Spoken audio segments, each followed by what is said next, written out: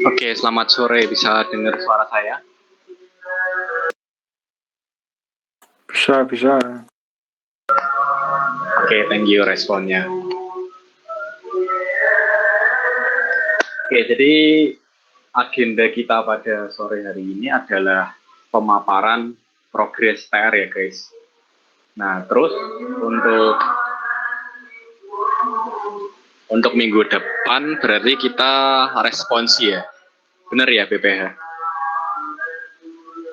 Iya benar Kak. Oke, jadi minggu depan kita akan adakan responsi. Jadi ini adalah kesempatan kalian untuk konsultasi sebaik-baiknya.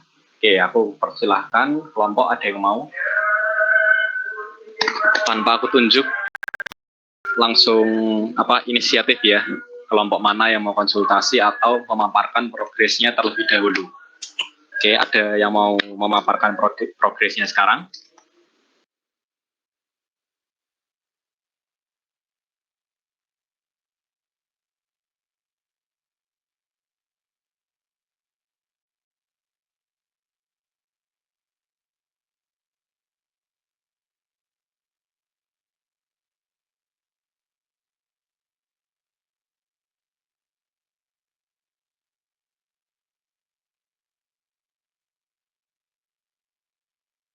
Oke, aku tunjuk aja ya kalau nggak ada yang mau memaparkan progres. Dari kelompoknya Nopan, bisa tolong share screen dan tunjukkan progresnya ya.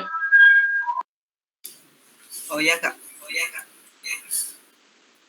Kalau program kami siapa itu Refli. Mulai laporan aja gitu. Oleh kan aku ikut LDKM, jadi suruh mereka lanjutkan program yang disuruh kakak. Terus si Refli sekarang ada di mana? Aku tadi ada chat dia Kak, tanya soal programnya, katanya dia masih belum buat, terus dia di luar daerah katanya, jadi nggak bawa laptop.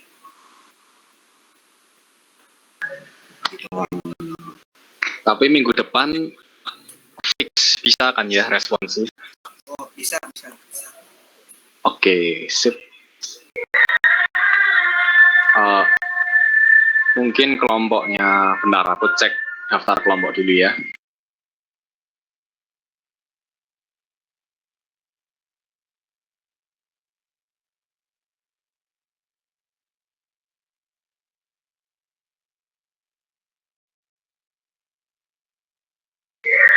Oke, kelompoknya Samuel, ada yang mau disampaikan terkait progres?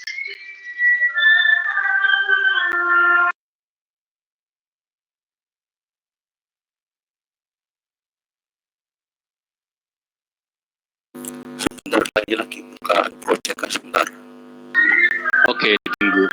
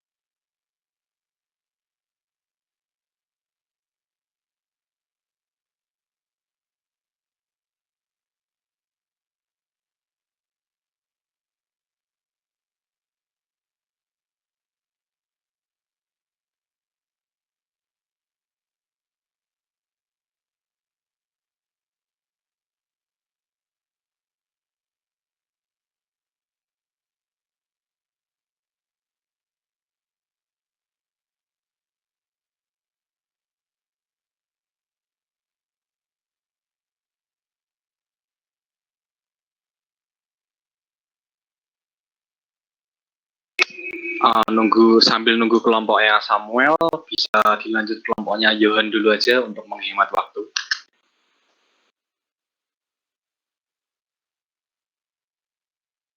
Oh ya Kak, ini Tiara boleh share screen.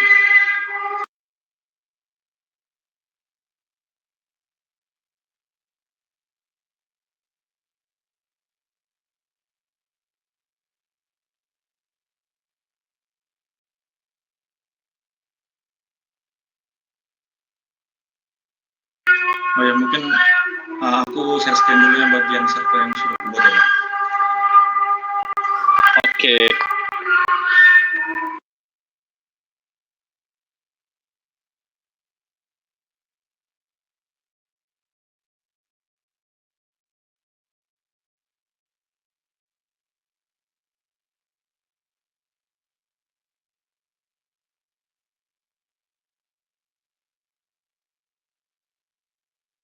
Apakah sudah lihat Kak? Iya. WA-nya ditutup dulu. Ya.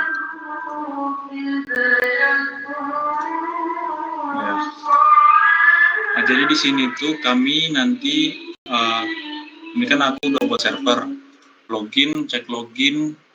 Untuk CRUD-nya itu nanti berada di Di Zoom.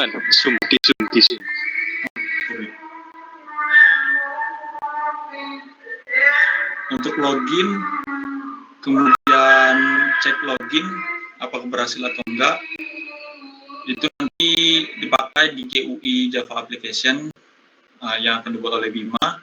Kemudian ini get data COVID sama get data hospital ini itu nanti digunakan di GUI Java Application sama Laravel juga, karena Laravel cuma untuk nampilin doang.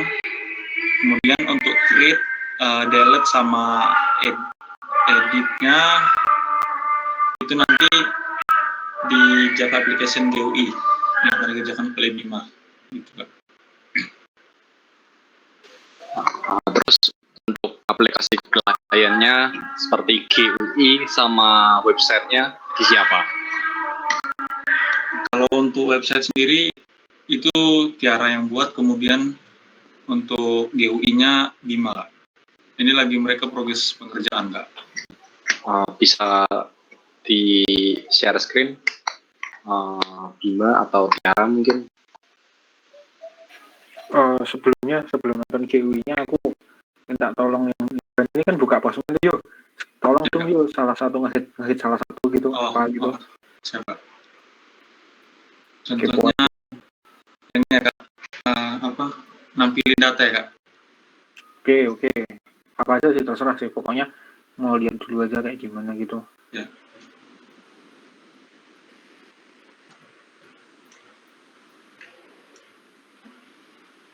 Begini Kak. Oke, satu lapis ya, ya. JSON-nya ya. Oke, sip lah. Jadi ini ambil datanya berarti kalian ambil data dari tempat lain terus kalian bikin API-nya lagi gitu ya? Dari ini sih Kak, ya kita buat database gitu sendiri. Oh, bikin sendiri, jadi data dummy gitu ya? Ini masih dummy ya Kak. Oke, siap. Oke, good. Oke sih, silahkan yang mau bikin share screen GUI-nya. Mungkin Tiara atau Bima mungkin. Oke, cek. Oh ya Kak, sebelumnya mohon maaf mungkin untuk dari GUI-nya aku belum bisa tampilin karena sementara ini aku pakai HP, jadi masih belum bisa tampilin soalnya laptopku lagi dipinjam juga. Tapi on progress sih Kak untuk GUI-nya.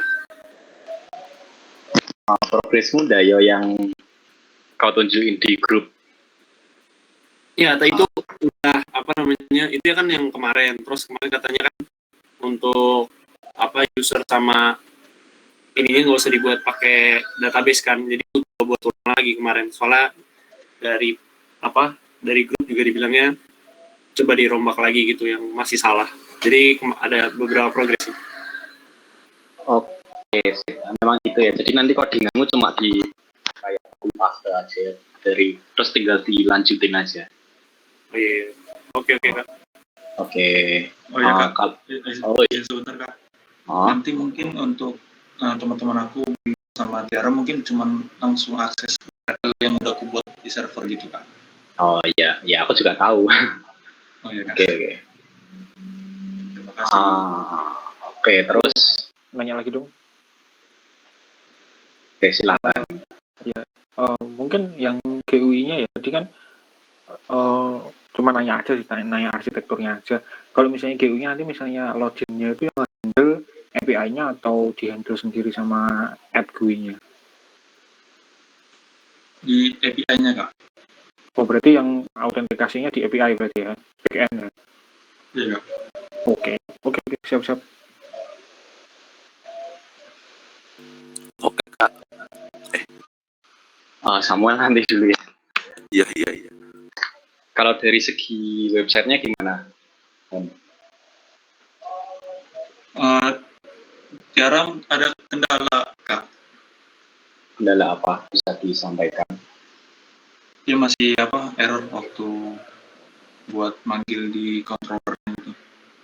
Oh, loh, manggil kontrolernya, buka HP-mu kan? Visual Studio. Ini levelnya dibuat GUI-nya ya? Kliennya ada dua ya. Ada GUI itu khusus admin, website itu khusus untuk ya user-user kayak warga Salatiga gitu. Oh, berarti front end-nya pakai Laravel gitu kan ya? Front end Laravel sama front end GUI. Jadi mereka membuat 3 project bersamaan. Oh iya, paham sih. Cuman oke. Kalian memilihnya apa ya? Kan aku lihat orang bikin front end pakai Laravel gitu, tapi oke sih, nggak masalah sih. Nggak, no offense loh maksudnya, tapi pilihan kalian gitu. Good lah. Buka Visual.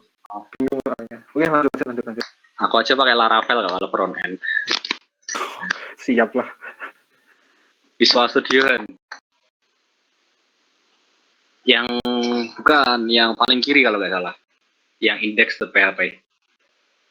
Nah, itu kan cara konsum API, kan udah wajar. Nah, konsum API, contoh aja tuh yang line 76 nih. Ya, lah mau line terserah, ya itulah. Nah, penting ada URL-nya, file get content, JSON decode, gitu aja. Itu tapi dengan catatan API-mu semua nge-return JSON ya. Iya, nge-return JSON Kak. Nah, berarti sama persis apa yang kau buat. Jadi Tiara tinggal copy paste aja codinganmu. Kalau misal mau ngambil data COVID, nah itu sudah ada tuh, mengambilkan semua data COVID, tinggal di copy paste. Nah, for itu kemarin kan aku buatin tuh for. Nah, for itu untuk menampilkan semua isi datanya. Nah, pokoknya gimana caranya kalian nampilinnya tuh berarti pakai apa, pikir sendiri. Mungkin pakai for atau apa, nggak tahu ya. Tapi itu untuk nampilin secara dasar ya, web dasar. Itu kan makanya di situ ada tag BR paling kanan. Paling kanan BR. Nah, di situ berarti nanti web kalian itu nampilin data-data berupa array-nya. BR berarti itu enter ya. Nah, gimana caranya for itu tadi kalian rombak dalam bentuk grafik? Gimana caranya? Pasti bisa. Kenapa kok bisa? Karena di manajemen proyek, aku juga membuat grafik. Dan panutanku itu dari internet. Jadi, coba cari di internet bagaimana menampilkan data dalam bentuk grafik. Pasti bisa, karena aku sudah melakukannya. Gitu. Oke Kak, baik Kak. Nanti cari. Oke, ada yang mau disampaikan lagi nggak? Aku nanya dong, Silahkan. Ya, Kak. Ini aku nggak menghakimi atau apa ya. Coba aku pengen lihat VS Code-nya lagi dong. Aku cuma pengen nanya aja. Santai-santai. Ini bukan penghakiman gitu. Ya, lihat yang di VS Code-nya tadi. Ya udah, tadi di bagian tadi aja, di blok kode yang tadi kamu uncomment tadi aja. Nah itu for-nya itu penjelasannya gimana sih itu? Cuman penjelasan for aja sih. Itu ngapain sih? Dalam for itu ngapain gitu? ini tuh nanti dia nampilin data dari dibentuk dalam bentuk JSON decode. Dia kan ini awalnya kan get ya kak, di servernya get, kemudian dia di JSON decode, kemudian ditampilin for biar perulangan gitu kak. Nanti oke. sebanyak berapa buah data yang ada di database. Berarti misalnya datanya ada 10 baris gitu, berarti dia nge-for 10 baris gitu. Iya kak.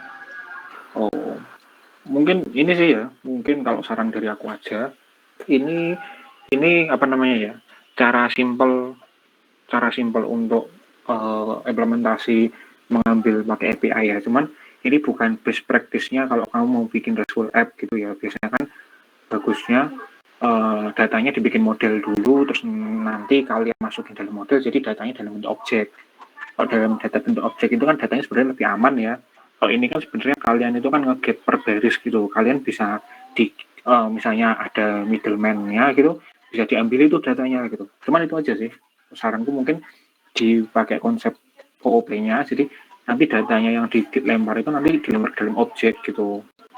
Apa ya, kalau di ya fake apa ya namanya ya, lupa aku. Cuman ini oke sih, sudah oke sih. Nggak apa-apa, cuman kalau kalian kan pakai framework gitu ya, tapi kalau pakai framework kalian ngehitnya masih pakai yang biasa begini tuh agak eman gitu, agak apa ya, power apa ya, framework itu kan OP, maksudnya OP itu overpower karena digunakan untuk bisa macam-macam gitu, tapi kalian ngehitnya biasa itu ya eman-eman gitu. Cuma nggak apa-apa sih, ini udah good sih kalau aku bilang sih gitu. Saran aja sih tadi. Oke kak. Siap.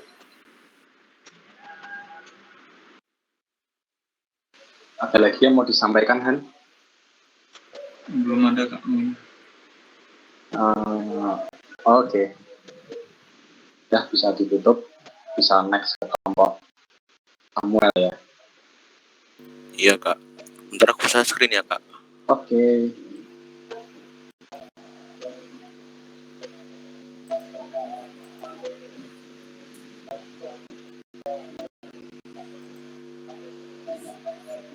Baru ini sih kak.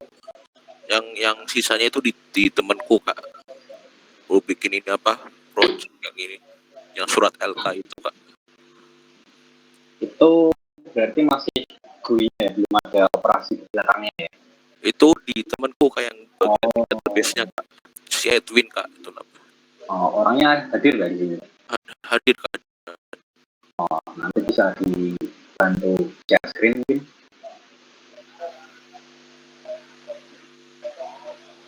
Enggak, saya screen aja.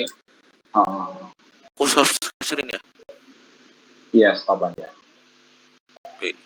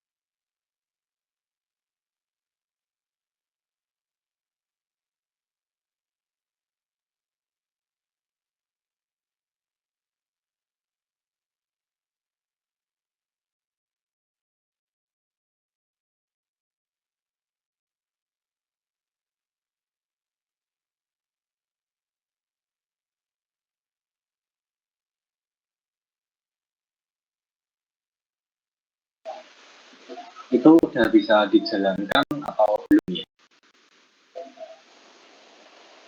Sudah bisa. Coba jalankan, aku pengen lihat. Wow.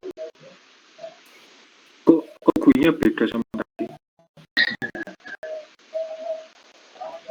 Ini beda project atau gimana nih?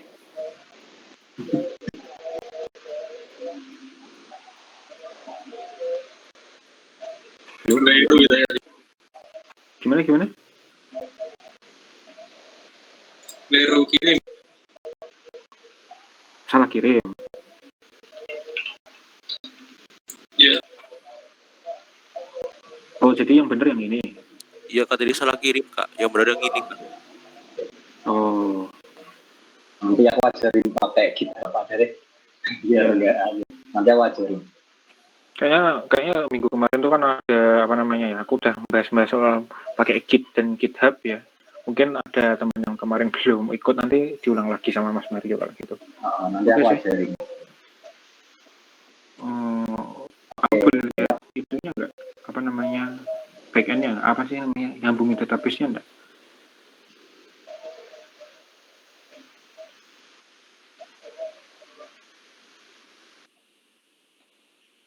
Oh, ini nyambunginnya lewat sini.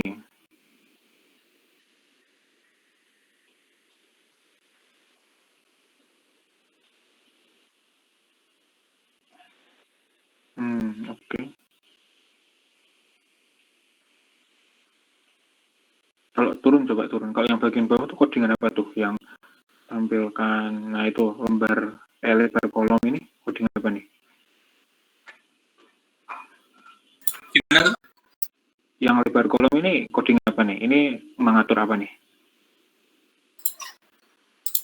Untuk ini ya, tulisan Oh gitu, oke.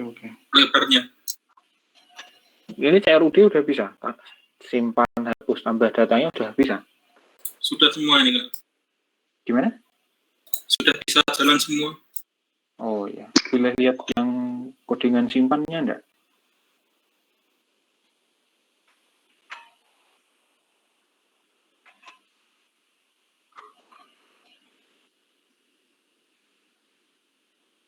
Kalau nggak usah digeser nggak apa-apa, udah nggak usah digeser nggak apa-apa. Oke sih, bisa dipraktekkan, isi form terus diituin apa namanya ya, ngisi terus bentuk suratnya nanti jadinya gimana.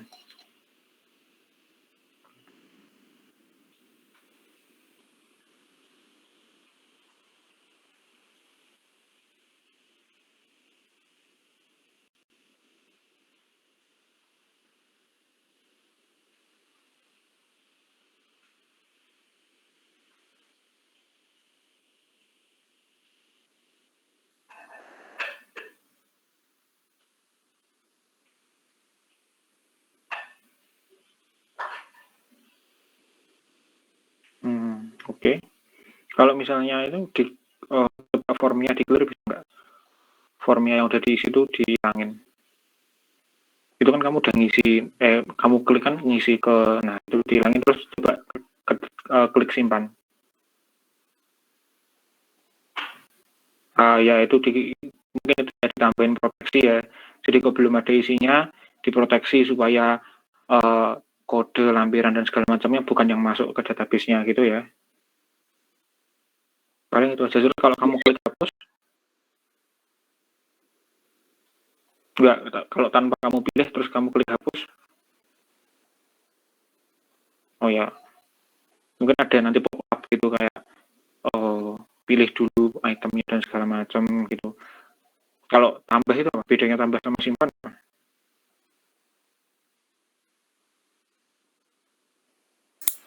Kalau tambah itu kondisi masih kepilih ini tambah itu bisa.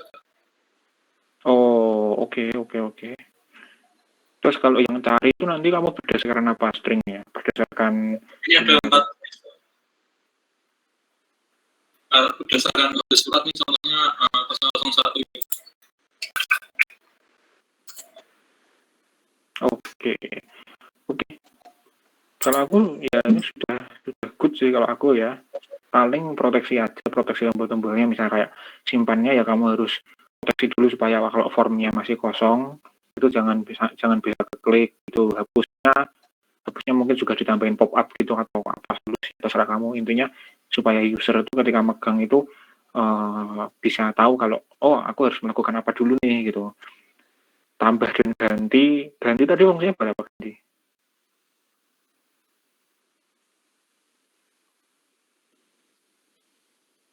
Oh, edit. Oh, oke. Paling kalau aku itu aja sih, paling proteksinya aja. Terus tombol cari coba kamu klik cari, terserah yang mana tapi tanpa kamu isi gitu. Langsung diklik buttonnya itu. Coba klik button cari terserah tapi tanpa kamu isi apa-apa. Nah kan dia masih muncul kan, masih ke hit gitu kan. Nah mungkin dikasih proteksi itu tadi sih. Jadi kalau emang belum ada isinya jangan bisa diklik gitu sih. Dari aku gitu aja. Oke, kelompok ini juga luar biasa ya. Aku nantikan minggu depan. Semoga masukan-masukan dari Kak Cahyo itu bisa menyempurnakan proyek kalian. Sudah bisa ditutup kelompok. Thank you sudah mau menyampaikan progresnya. Terima kasih. Oke.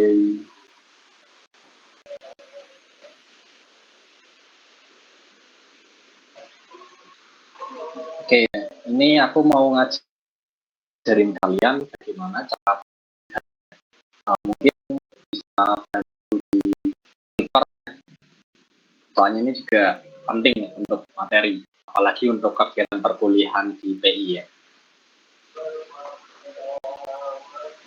Jadi kalau kita nge-build atau nge-develop suatu aplikasi, itu biasanya umumnya itu kita pakai GitHub. GitHub itu apa? GitHub itu semacam version controlling ya. Jadi misalkan nih aplikasi kalian kan ada versi 1.0, 1.1, 1.2 dan lain-lain. Nah, di GitHub itu ibarat kata seperti itu guys. Jadi kita misalkan di 1.0 itu ngapain, 1.1 itu ngapain, 1.2 itu ngapain. Nah, GitHub itu seperti ini. Nah, kalau kalian mau pakai GitHub, itu kalian harus download Git terlebih dahulu. Namanya Git ya, Git. Kemudian teman-teman bisa download. Setelah di-download, teman-teman bisa install seperti biasa. Nah, kalau sudah terinstall, biasanya ya, kalau sudah terinstall, misalkan kalian punya sebuah folder project ya. Misalkan ini pertemuan KPM nih. Ini misalkan adalah project kalian, Java. Kan sama tuh, ada build, ada this, dan lain-lain. Nah, kalau Git kalian sudah terinstall, biasanya waktu kalian klik kanan, nanti ada tambahan ini ya, Git GUI here, Git bash here, dan ya cuma dua ini. Itu menandakan kalau Git kalian sudah berhasil diinstal. Nah, sekarang kita akan mengupload project kita ke GitHub. Caranya adalah kalian buat akun seperti biasa lah, buat akun, login, dan lain-lain. Nah, nanti di pojok kiri atas itu ada repository. Repository itu adalah project kalian ya. Kemudian bisa kalian new, di kanan ini, new. Nah, nama projectnya apa? Misalkan pertemuan KBM. Nah, mau kalian buat public atau mau kalian buat private, terserah. Kalau public ya sesuai namanya, berarti bisa dilihat oleh siapa aja. Kalau private itu hanya bisa dilihat oleh internal team. Nah, kemudian teman-teman bisa create repository. Nah, nanti sudah terbentuk tuh. Marmar Wijaya itu nama akunku ya. Kemudian nama projectnya, pertemuan KBM. Dan private. Nah, kemudian ini kan ada menu code, issue, pull request, action, bla bla bla. Nah, kita pilih yang setting. Ini teman-teman, aku harap ada yang record, juga ada yang memperhatikan. Soalnya ini penting banget kalau sudah tahun ketiga, apalagi